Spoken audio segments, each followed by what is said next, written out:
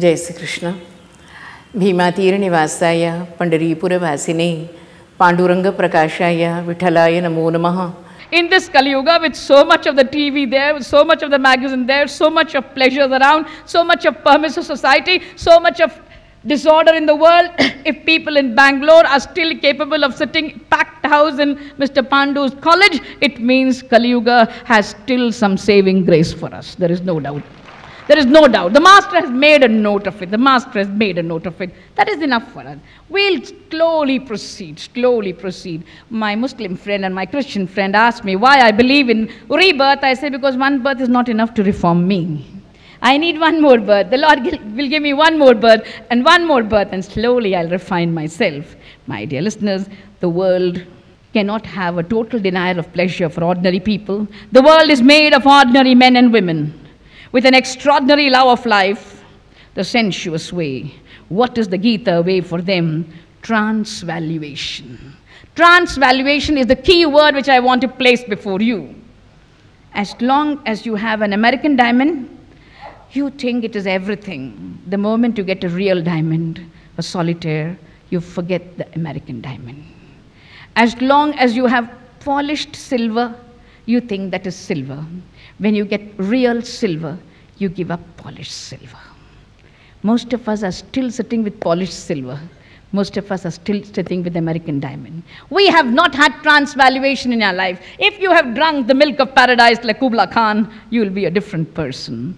Those who have seen, those who have heard, those who have had the touch of divinity in their lives, they are different. Their life changes utterly. They are transformed thoroughly. Sometimes from absolute sheer unregenerate sensuousness, sometimes great spirituality has come into the world. There are two examples from the scriptures which come to my mind about suppression and not sublimation earlier, but suppression leading on to sublimation. At one point of time, when a miracle takes place in the life of these great men and women, there was a man called Arunagirinathar, given to a sensuous life, women all the time.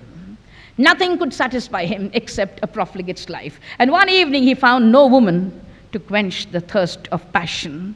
And as he was pacing about the house, his sister, was almost like a mother to him, said, "Oh beast," she called him, "I know you're restless because your lust is out. All that you want is a body of a woman. Why don't you have me?" He looked at her and said, "How dare you speak like that, my sister?" She answered back, "Do you ever care which woman is satisfying your passion? She could be the sister of anyone, the wife of anyone, the daughter of anyone, the mother of anyone. All that you want is a woman's body. And now why don't you satisfy yourself with my body?" From that day, the man was different. He became Sri Muruga's Bhakta and started writing in Sanskrit and Tamil together, lovely poetry. His name was Arunagirinathar. One word. From absolute suppression to absolute sublimation is a different man. One night can change him. Similarly, it happens to a person called Pingala in the 11th skanda of Srimad Bhagavatam. Among the 24 gurus, there is a beautiful courtesan called Pingala. She dresses up lovely as she is and stands by the gate and calls passers-by. Nobody sees her. She's disappointed. The morning is gone, the afternoon is gone, the evening is gone, the night has set in, and nobody has come to woo her. She walks into her room, looks at herself in the mirror and says, "It is enormous desire which led to enormous disappointment. It is this desire that led me to disappointment." Why? Because I had not used this body for any holy purpose. A courtesan becomes a counselor for us. Hail to her. That is Pingala. On one night, she's changed from where you don't know where the saint can emanate. It can be the worst of circumstances, and the best of emanations of sainthood can happen thereafter. That's what happens to her. What happened to Bilva Mangala too? Bilva Mangala was given to a sensuous life with a woman called Chintamani.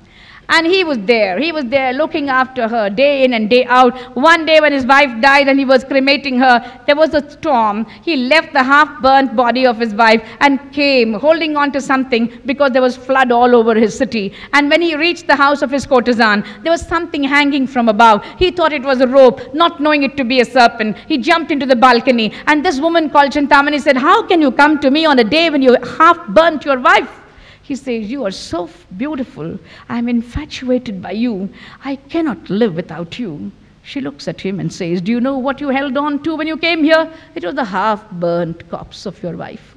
This rope that you mistook there was actually a serpent. Because of your karma for me, overpowering karma for me, you did not bother about all the risk that you were running. And this day, if only you had 1/10 of this infatuation for Sri Krishna, you would